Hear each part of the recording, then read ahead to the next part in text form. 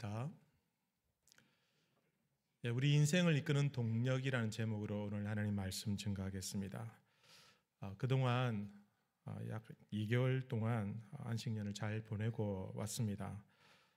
그동안 기도해 주시고 또 많이 응원해 주신 모든 우리 성도님들께 진심으로 감사를 드립니다.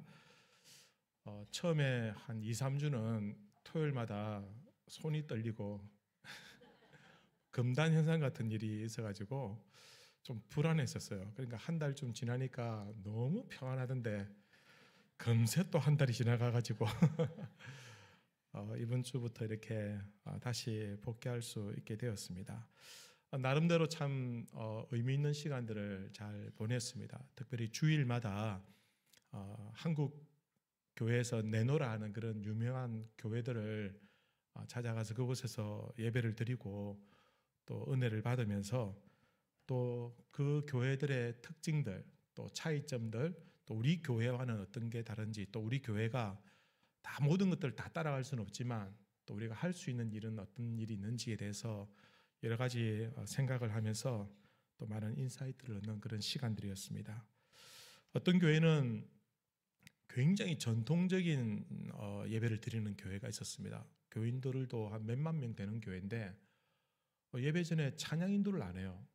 오르간만 다 이렇게 하고, 그리고는 의자도 딱딱하고 불편했는데 예배를 전통적으로 드립니다. 목사님도 가운 입고 예배를 사회 보는 부목사님도 가운을 입고 기도하시는 장로님도 가운을 입고, 그리고 찬송가를 예배 중에 한 5곡을 부른 것 같아요. 굉장히 많이 불렀는데 그래도 또 전체적인 예배가 그 나름대로의 은혜가 있고 또 좋았던 그런 기억이 있습니다. 어떤 교회는 그와는 아주 대조적으로 예배 전 찬양을 싱어들 한 20명이 강대상에 올라와가지고 같이 뜨겁게 찬양하고, 또 목사님이 또 찬양을 참 잘하셔서 주도적으로 예배를 아주 이끌어가는 그런 또 예배를 드리면서 그 나름대로 또 은혜가 또 많이 있었습니다. 찬양을 참 잘하고 또 다 좋아요. 찬양대도 제가 2부 예배를 드리는데 찬양대가 한 150명쯤 되는 거예요. 너무 많고 줄도 막 이렇게 딱 줄을 칼로 벤 듯이 줄을 딱 맞춰 앉아가지고, 그런데 너무 잘하는데 본당이 너무 크니까 멀리서 이리 들으니까 그렇게 크게 이렇게 마음이 와닿지는 않더라고요, 솔직히. 근데 오늘은 이 가까이서 이렇게 찬양하니까 가끔 이상한 소리도 나지만 그래도 가슴을 치는 듯한 이런 생동감 있는 찬양을 드리니까 너무 감사하고 너무 귀하고 너무 고맙습니다. 어떤 교회는 아예 찬양대가 없어요. 그래서 프로페셔널한 그런 특송팀이 있었는데 굉장히 잘하더라고요. 근데 마치 좀 공연을 보는 듯한 그런 느낌도 좀 있었고, 또 어떤 교회는 아예 찬송가를 안 부르고 CCM만 이렇게 불렀는데도, 근데 모든 교회들 다 대형 교회들이 다 나름대로 특색이 있고 또 뭐랄까요? 좋은 점들 극대화해서 좀 형식은 다르지만 나름대로 다 은혜가 있고 참 좋았던 것 같아요. 우리가 너무 편견을 가지고 한쪽만 보면은 우리와 다르다는 것이 틀렸다라고 착각할 때가 있는데, 그것이 아니라 그곳에서도 하나님 성령이 임하시고, 비록 찬송가는 안 부르고 우리 어르신들은 좀 찬송가를 좋아하시잖아요, CCM보다는. 근데 CCM만으로도 얼마든지 은혜로운 예배를 들을 수 있는 그런 모습을 보면서 좀 더 우리의 마음이 좀 더 열려야겠다라는 그런 생각들도 가지게 되었습니다. 근데 큰 교회 특징 중에 하나가 본당에 들어가서 예배를 드리기 위해서는 좀 일찍 가야 되는 거예요. 시간 맞춰 가면 본당에 못 들어가요. 그래서 보통 3, 40분 전에 가야지 앉으면은 이미 거의 한 3분의 2가 차 있고, 그다음에 어떤 교회는 1시간 전에 가지 않으면 본당에 들어가지 못하는 그런 교회도 있었어요. 그래서 또 주차장도 대기 시간이 너무 길고, 나올 때도 제가 차 안에서 20분을 기다리다가 겨우 이렇게 순서대로 빠져나올 수가 있었습니다. 그렇게 보면 예배를 들으러 가기 위해서 뭐 몇천 명, 몇만 명이 모이면은 그 주위에 있는 분들만 아니라 멀리서도 오신다는 얘기잖아요. 그죠? 그렇게 생각하면 제가 예배를 드릴 때 오고 갈 때 2시간 걸리고 가는데 1시간, 오는데 1시간, 예배 드리기 전에 한 30, 40분 전에 가야 되고, 예배를 보통 평균 한 70분 내지 80분 정도 드리더라고요. 그리고 또 빠져나오는데 대기하고, 이러면은 한 3시간 30분, 4시간까지 예배가 한 번 드리려고 하는데 그렇게 걸리는 거예요. 그래서 이렇게 예배를 드리면 매주마다는 이렇게 못하겠다. 정말 이거는 보통 일이 아니다. 이런 생각을 하면서, 그러면서 이제 운전을 하면서 집에 오는데 이런 생각이 막 들었습니다. 야, 우리 교회 교인들은 대단하다. 우리 교회는 뭐 유명한 설교자가 있는 것도 아니고 뭐 그렇게 특별히 뭐 내세울 만한 뭐 그런 것도 있는 것도 아니지만, 그래도 우리 교회는 교인들이 와서 예배를 드리고 더 좋은 교회가 많이 있는 줄 알면서도 우리 교회 오시는 분들이 너무 고맙고 너무 감사하고, 또 뭐 일산 파주 뭐 멀리서 오시는 분들도 계시잖아요. 그렇게 생각하니까 제가 교회가 우리 성도님 좀 한번 업어주고 싶다 라는 생각을 하다가 그만뒀어요. 허리가 예전 같지 않아가지고.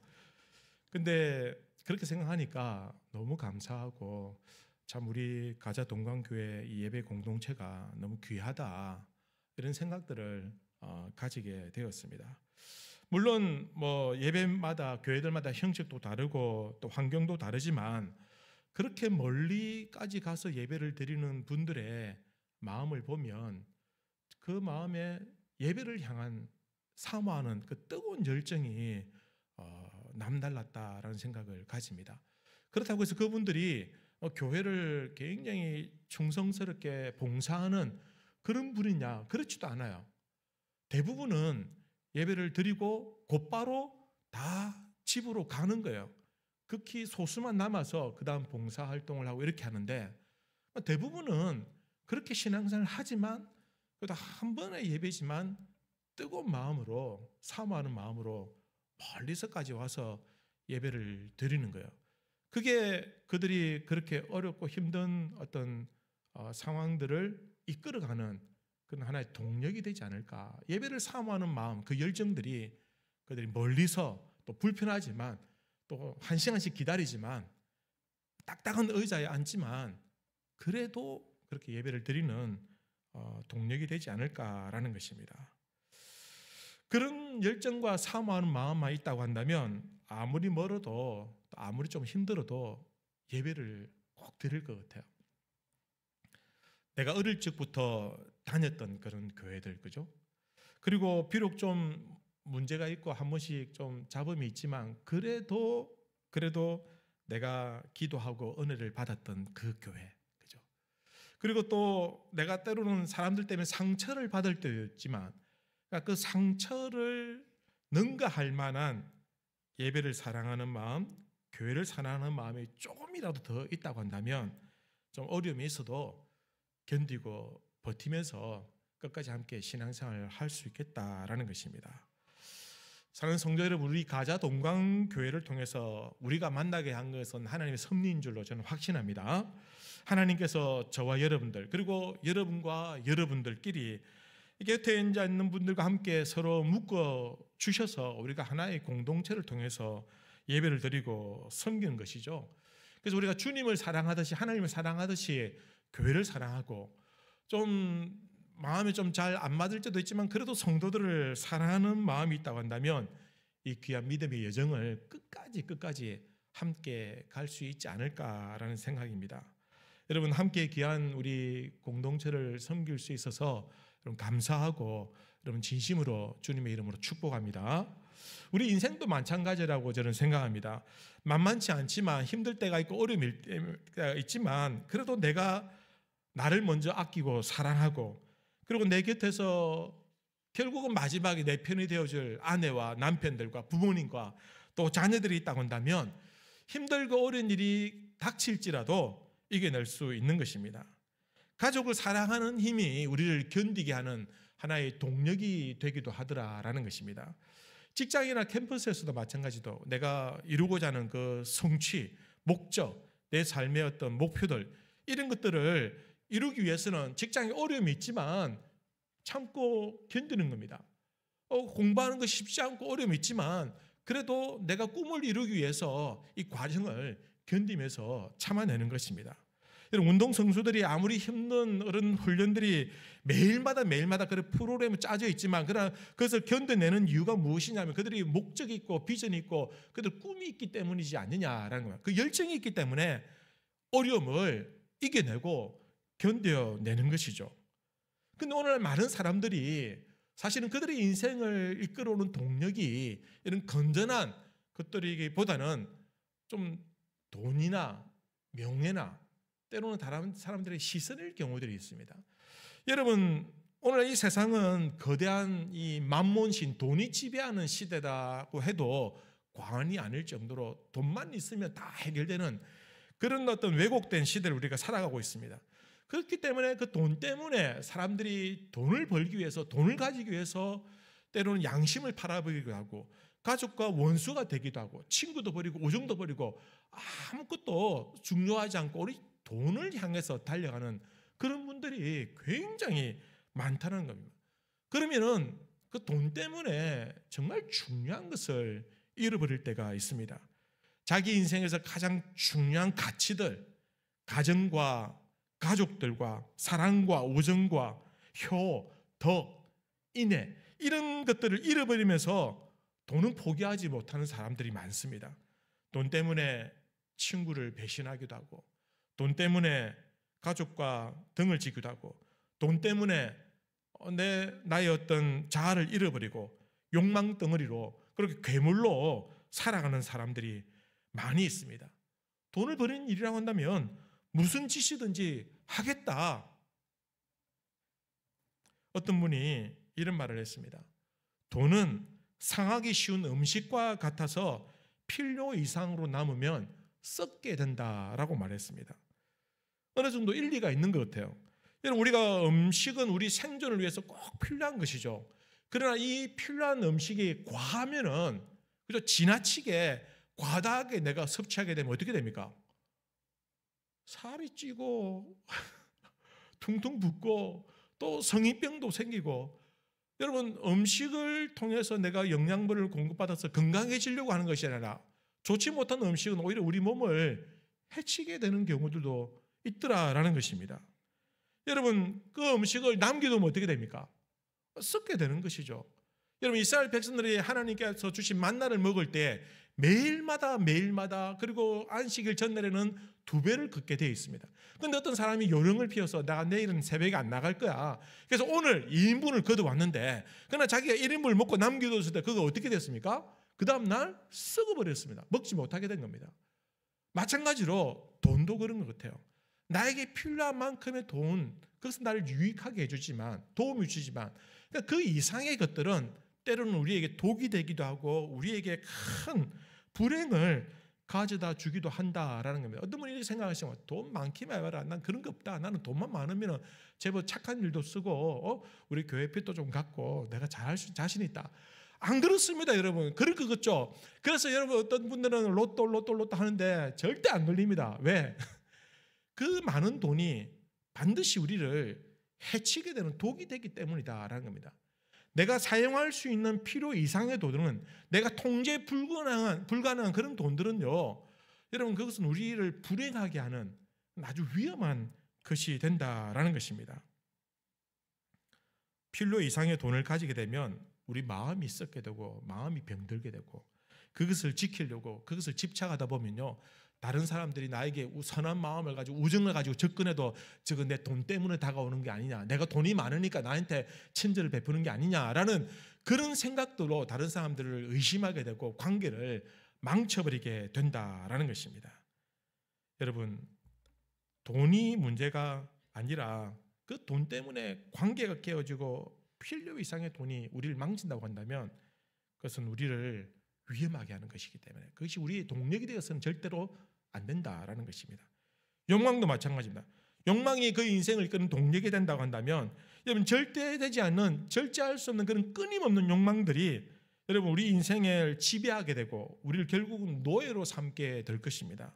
여러분, 육체적인 욕망과 권력에 대한 욕망과 자리에 대한 욕망들 우리를 이끌어 가려고 할 때 그 욕망의 노예가 되면은 결국은 우리의 인생은 불행할 수밖에 없다라는 것입니다.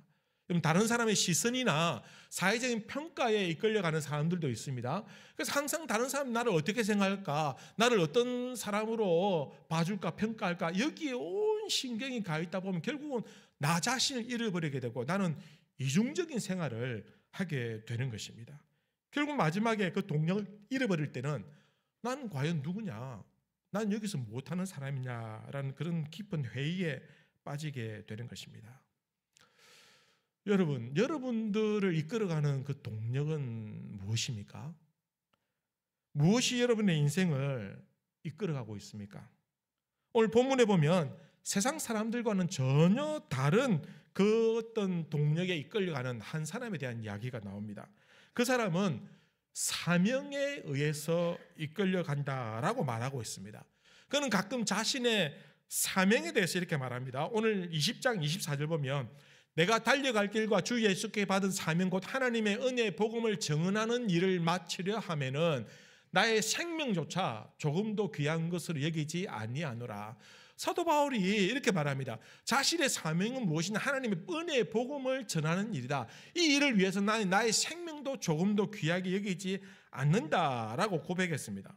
바울은 이러한 자신의 사명에 대해서 오늘 본문에서는 이렇게 말하고 있습니다. 좀 더 구체적으로 11절을 보면 그날 밤에 주께서 바울 곁에 서서 이르시되 담대하라, 내가 예루살렘에서 나의 일을 증언한 것 같이 로마에서도 증언하여야 하리라. 하나님께서 음성을 들려주셨는데 나에게 주신 사명이 무엇이냐? 내가 예루살렘에서 복음을 전한 것 같이 결국은 마지막에는 로마에서도 이 일을 해야 된다.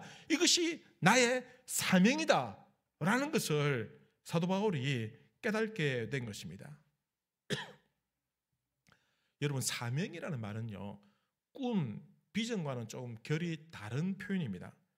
사명은 하나님께서 이 땅에서 나에게 맡겨주신 일을 사명이라고 말합니다.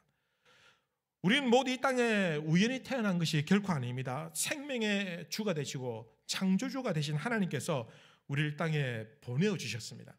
우리 존재가 이 귀한 이 생명과 같은 이 존재, 이 이성들, 지성들, 거대한 문명과 문화를 이루한 이러한 인간이에요. 동물적인 감각에서 보면은 동물들 중에서 그렇게 강하지 않아요.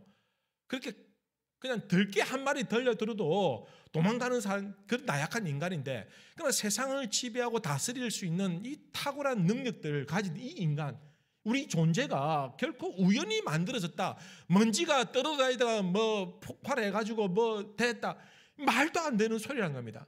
하나님께서 우리를 창조하셨고 하나님께서 우리를 이 땅에 보내주셨다라는 것입니다. 그러니 이 고귀하고 아름다운 우리의 생명들, 우리의 인생들, 이런 것들에게는 하나님께서 주신, 그들에게 주신 사명이 반드시 있다. 내가 너에게 맡긴 사명이다. 너가 이 땅에서 해야 될 일이 있다라는 것입니다. 그래서 많은 사람들이 사명을 발견할 때 진짜 자신의 인생의 의미와 가치를, 인생의 목적을 깨닫게 되기 때문에 다시 태어난다라고 말할 수 있는 겁니다. 우리 인생은 3번 태어난다고 말할 수 있어요. 어머니 뱃속에서 태어나고요, 또 한 번은 내가 예수를 믿고 나의 구주를 영접했을 때 내가 그때 거듭날 때 태어나고, 그리고 한 번 더 내가 사명을 깨달을 때, 진짜 내 인생이 이 땅에서 해야 될 가치가 무엇인지 그것을 깨닫게 될 때 다시 한 번 더 태어나게 되는 것입니다. 사도 바울이 그랬습니다. 바울은 예수님을 만나기 전에는 율법에 매여 있는 사람이었습니다. 율법이 그의 인생을 이끌어가는 동력이었습니다. 그래서 율법을 지킨다고 온 인생을 다 바쳤습니다. 그래서 율법을 거스르는 자가 있으면 다 치워버리고 해쳐버리고 핍박하고 박해내고 심지어는 죽이기까지 했습니다. 율법을 지키기 위해서. 그것이 바울의 동력이었지만, 그러나 그 예수님을 만나고 난 이후에는 그의 사명을 발견하게 된 다음에는 그는 모든 것들을 다 배설물로 여기고 그 사명을 위해서 그의 인생을 걸고 마지막까지 생명을 걸고 달려갈 길을 향해 달려가고 있는 것입니다. 사도 바울이 사명을 깨닫게 되었을 때는 전혀 다른 인생을 살기 시작했습니다. 이전에 율법에 매여 있었던 바리새인으로서 로마 시민권자로서 제법 잘 사는 집안의 사람으로서 뭐 최고의 학벌을 가지고 떵떵거리고 그렇게 살았는데, 그러나 사명을 발견하고 난 다음에 그 모든 것들을 배설물로 여기고 다 내려놓고 오롯이 복음을 위해서 잡혀 죽어도 핍박을 당해도 매를 맞아도 죽음의 위협을 당해도 굶어도 병이 들어도 그 사명을 향해서 달려가는 전혀 다른 인생으로 변화되었다라는 것입니다. 그렇다면 바울은 이 사명으로 인해서 어떤 인생을 살게 되었는가라는 것입니다. 오늘 말씀을 보면요, 몇 가지로 우리에게 교훈하고 있습니다. 첫 번째는 무엇이냐면 당당하고 담대한 인생을 살게 하더라라는 것입니다. 여러분, 우리가 하나님께 주신 사명을 발견하게 되면요, 우리 인생이 당당하고 담대하게 되는 줄 믿습니다. 오늘 말씀해 보면 사도 바울이 죄수의 신분으로 잡혔습니다. 고소를 당했는데 천부장이 공회를 소집해가지고 바울에게 진짜 어떤 죄상이 무엇인지, 그 혐의점이 무엇인지 알아보기 위해서 공회를 열었습니다. 그런데 그러면은 이 공회를 주도하는 사람이 누구냐? 천부장이 되어야 됩니다. 아니면은 그 공회원들, 바리새인들과 서기관들, 그리고 사두개인들, 이 사람들이 그 주도적인 역할을 해야 되는데, 오늘 우리가 말씀을 보면은 전혀 다른 이 죄수로 잡혀온 이 바울이 이 공회를 주도하고 있다라는 것을 우리가 알 수가 있습니다. 바울의 말에 의해서 이 공회가 완전히 분위기가 반전되는 그런 상황이 오늘 말씀에 나타나고 있다라는 것입니다. 비록 죄수의 몸이지만 사도 바울은 아주 당당합니다. 오늘 1절 말씀 보면 이렇게 기록합니다. 바울이 공회를 주목하여 이르되 여러분 형제들아, 오늘까지 나는 범사의 양심을 따라 하나님을 섬겼노라 하거늘, 지금까지 자신은 양심을 따라서 하나님을 섬겨왔다라고 이렇게 선포하고 있는 겁니다. 내가 누구 앞에 서든지, 내가 감히 하나님 앞에서도 나는 부끄러움 없이 하나님의 사명을 위해 살아온 인생이다라고 선포하고 있는 겁니다. 여러분, 사람은요, 자신이 해야 할 일을 할 때 그때 당당하게 됩니다. 제가 설교 준비를 잘하면요, 개인이 어깨에 힘이 막 들어가요. 막 되는데 설교가 좀 부족하면 괜히 눈을 못 맞춰요. 고개가 자꾸 숙이고 말도 버벅거리게 되고, 남들은 모르지만 저는 알잖아요. 여러분, 우리가 학교 다닐 때 어쨌습니까? 내가 숙제를 해오면 어떻게 됩니까? 얼굴 들고 선생님 날 보세요 이렇게 하잖아요. 근데 숙제 안 하면 어떻게 됩니까? 등 뒤에 숨어가지고 고개 숙이고 눈에 안 띄려고 뭐 시킬까 싶어가지고 숨잖아요. 왜? 해야 할 일을 안 하면은 숨게 되어 있는 겁니다. 그러니까 해야 할 일을 하면 사람은 당당하게 된다라는 것입니다. 여러분, 직장에서나 교회에서나 마찬가지입니다. 내가 부끄러움 없이 당당할 수 있는 것은 내가 해야 할 일을 할 때입니다. 성도로서 내가 해야 할 일을 할 때에 나는 하나님 앞에서 당당할 수 있는 겁니다. 교회 앞에서 당당할 수 있는 겁니다. 내가 직분자로서 해야 할 일을 할 때에 내가 부끄러움 없이 누가 뭐래도 나는 당당할 수 있다라는 것입니다. 여러분, 직장에서도 당당한 그리스도인들 되시길 바랍니다. 여러분, 열심히 하십시다.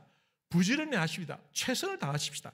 남들 하지 않는 일들도 나 월급 받는데 내가 그 일 안 해도 된다, 누가 뭐라 하지는 않겠지만, 그러나 내가 해야 할 일을 해낼 때에 우리 당당할 수 있고, 내가 해야 할 일도 안 하면은 내만 욕먹는 것이 아니라 하나님께 영광을 가리고 전도의 문을 닫게 된다라는 것입니다. 여러분, 뚜렷한 사명, 직업관이 있다고 한다면 어떤 일을 해도 부끄럽지 않습니다. 그러나 아무리 돈을 많이 번다 한들, 아무리 높은 자리에 있다 한들, 내가 일에 대한 소명이 없으면 무기력하고 재미없는 인생이 되는 것입니다. 바울은 아주 담대했습니다. 죄수 신분인데도 주눅 들지 않습니다. 고개 숙이지 않습니다. 오히려 공회를 주목하여, 그 몇백 명이 모여있는 그 사람들을 주목하여, 천부장이 있고 로마 군병들이 지켜보고 있지만 그러나 주목하여 내가 하나님 앞에서 양심에 거리낌 없이 하나님의 일을 했다라고 선포하고 있는 겁니다. 그러니까 그 대제사장이 옆에서 저 바울의 입을 쳐라. 그러니까 바울이 뭐라고 합니까? 찍소리 않고 입을 닫는 것이 아니라 오히려 2절 3절 보면 대제사장 아냐니아가 바울 곁에 있는 사람들에게 그 입을 치라 명하니 바울이 이르되 회칠한 담이여 하나님이 너를 치시리로다. 어디 감히 그러니까 다른 사람들이 와, 네가 뭔데 대제사장을 욕하느냐? 그래? 난 몰랐다. 바울이 그렇게 말하고 있는 겁니다. 모를 리가 없죠. 왜 모르겠습니까? 하지만 당당하기 때문에 그렇게 말할 수 있는 겁니다. 여러분, 어쩌면 바울이 이렇게 담대할 수 있느냐? 그것은 자신의 인생을 이끌어온 동력, 자신이 지금 비록 죄수의 신분이지만 어마무시한 그런 공의 앞에 붙잡혀 왔지만, 그러나 자신을 이끌어온 동력이 사명이라는 것을 분명히 이해하고 있었기 때문이다라는 것입니다. 바울은 확신했습니다. 내가 이 사명을 다할 때까지 난 죽지 않는다. 성도 여러분, 사명이 있는 사람은 안 죽습니다. 꿈이 있고 비전이 있고 소망이 있는 인생의 목적이 있어도 그것을 이루지 못하고 죽는 사람들이 많지만, 그러나 사명을 이루지 못하고 죽는 사람은 한 사람도 없습니다. 왜냐하면 꿈과 비전은 나의 것이지만, 그러나 하나님께서 내게 주신 사명은 나의 것이 아니라 하나님의 것이요, 하나님의 일이요, 하나님 나라의 것이기 때문에 하나님께서는 그 일을 위해서 나를 끝까지 사용하시더라는 겁니다. 사명은 하나님께 주시는 마음속에 담겨있는 선물과 같은 것입니다. 그러니 그 사명을 이룰 때까지 하나님은 나를 절대로 데려가지 않는다라는 것입니다. 빌립보서 1장에 보면 이렇게 기록하고 있습니다. 너희 안에서 착한 일을 시작하신 이가 그리스도 예수의 날까지, 하나님의 뜻이 이루어지는 그 날까지 이루실 줄을 우리는 확신하노라. 무엇을 통해서? 나를 통해서 이 일을 이루실 줄 확신하니 나는 안 죽는다. 바울은 자신을 죽이기 위해서 40명의 결사대가 그를 노리고 있었습니다.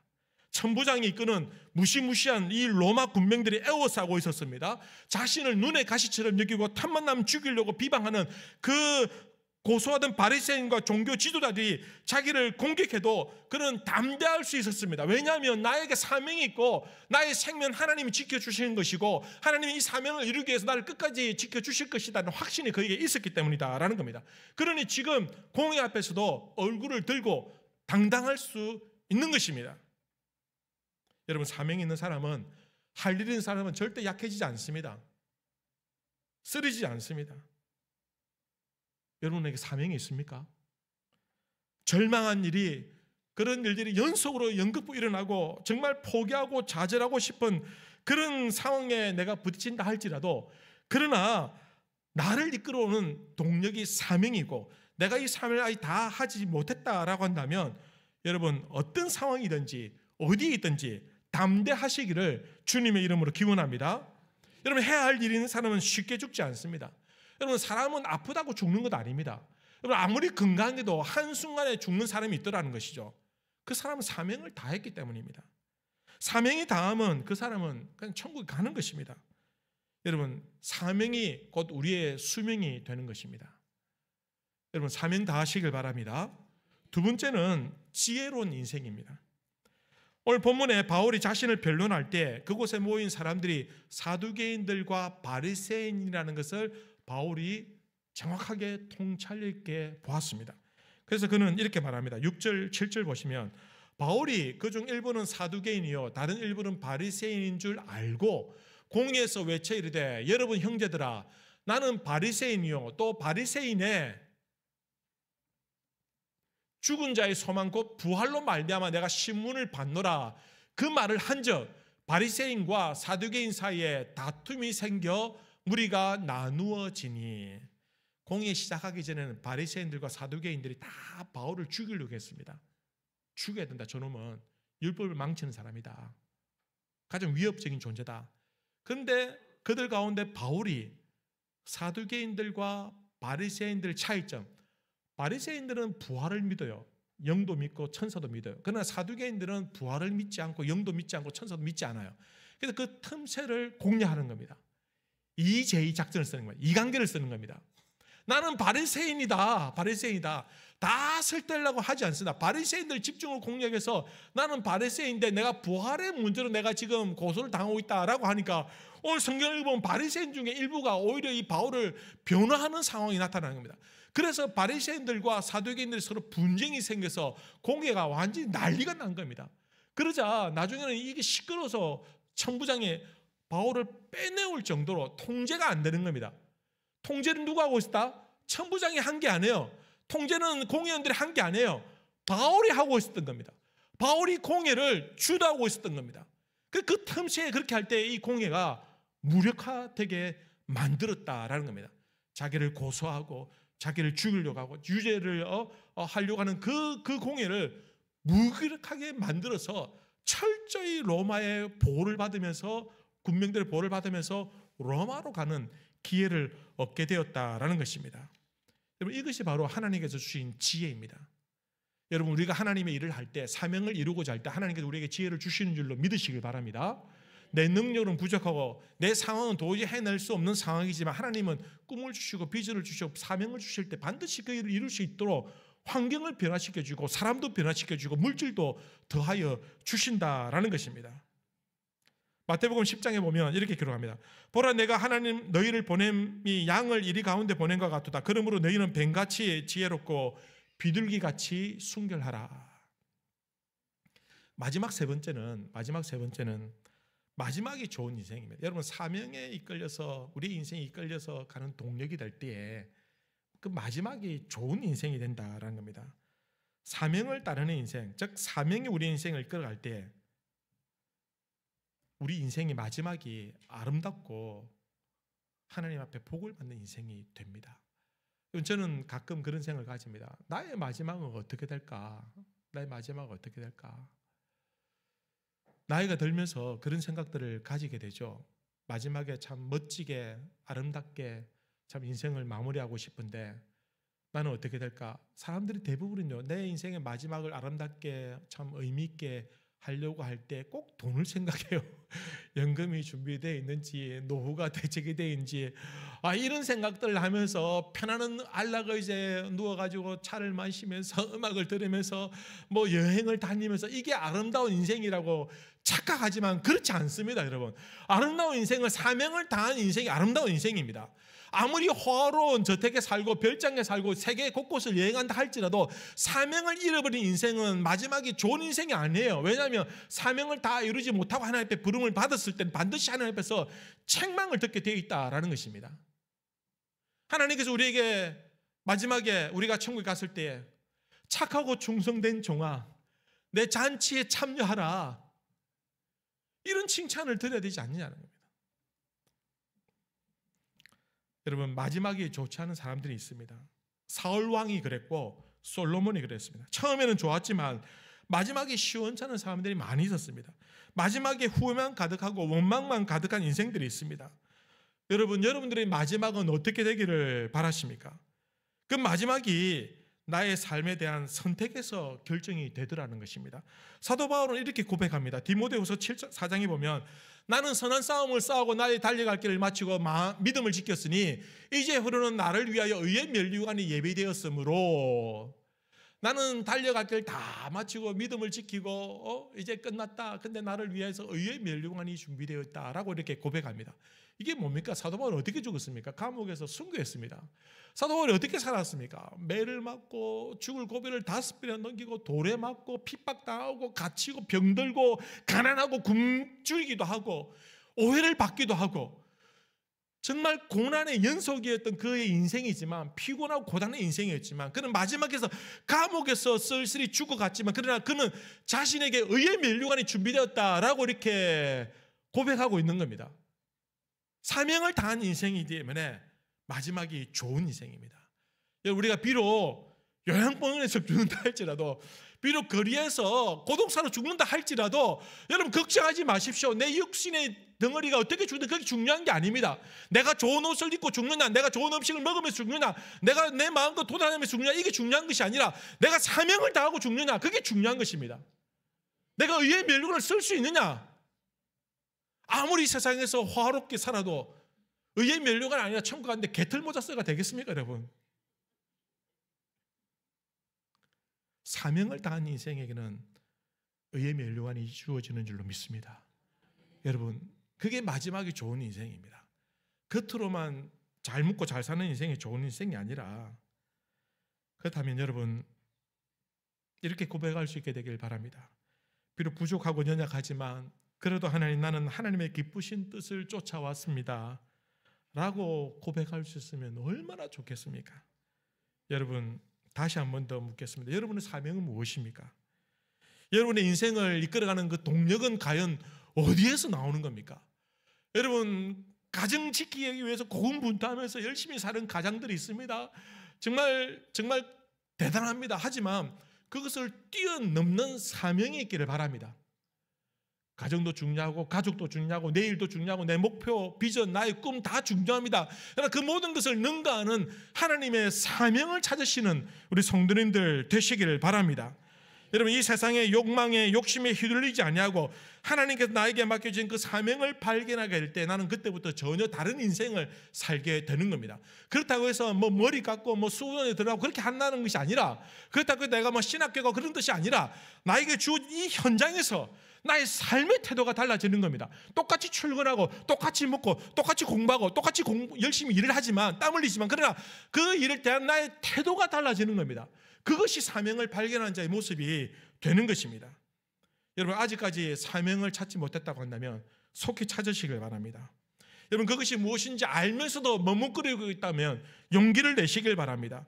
왜냐하면 내 인생이, 내 사명에 던져진 내 인생이 가장 아름답고 가치 있고 의미 있는 인생이기 때문에 사명에 우리의 목숨을 걸 수 있게 되기를 바랍니다. 우리 모두에게는 다 다른 사명이 주어졌습니다. 각양 다른 모습으로 주어졌습니다. 그러나 그 모든 사명들은 사실은 하나의 어떤 진주 목걸이처럼 다 꿰어 있는 거예요. 왜냐하면 그 모든 사명들은 결국은 복음적이기 때문에, 결국은 하나님의 영광이 드러나게 될 것이고, 그것은 결국은 복음을 전하는 그 일에 쓰임맞는 도구이기 때문에 모든 사명들은 다르게 나타나지만 그 성격은 복음적인 성격을 가지게 된다라는 것입니다. 우리 주위에 심어주신 영혼들을 사랑하고 그들을 하나님께 인도하는 것이 우리의 사명인데, 나에게 주어진 그 사명을 통해서 하나님 그 일을 이루기를 원하신다라는 것입니다. 성도 여러분, 우리 인생을 이끄는 동력이 돈이나 명예나 내 욕망이나 다른 사람의 시선이나 사회적인 평가가 아니라 하나님께서 주신 사명에 여러분들을 이끌어 가실 수 있게 되기를 바랍니다. 그때에 당당할 수 있고 담대할 수 있고, 비록 돈이 없지만, 비록 직업이 그렇게 크게 주목받는 직업이 아니라 할지라도, 그래도 내가 당당하게 담대하게 어려움을 만나면 하나님 주시는 지혜로 극복하고, 그리고 하나님 앞에서 부끄러움이 없는 마지막에 좋은 인생이 되는 겁니다. 저와 여러분들이 그렇게 살아갈 수 있게 되길 바랍니다. 여러분, 우리 교회가 그렇게 쓰임받길 바랍니다. 우리 교회가 사명을 잃어버리면 우리 교회는 죽은 교회나 마찬가지입니다. 여러분, 우리가 사명을 붙들 때, 우리가 한 마음으로 기도하고 사명을 붙들 때 하나님께서 우리에게 물질도 채워주고 사람도 붙여주고 환경도 열어주고 부흥의 불길도 열어주시는 겁니다. 사명을 향해 달려가는 교회 하나님께 주시는 줄로 믿습니다. 함께 주님 오시는 그날까지 우리 믿음의 계보를 이어가면서 우리 주신 사명을 감당하는 우리 모두가 되시기를 주님의 이름으로 기원합니다. 같이 한번 기도하십시다. 말씀을 생각하면서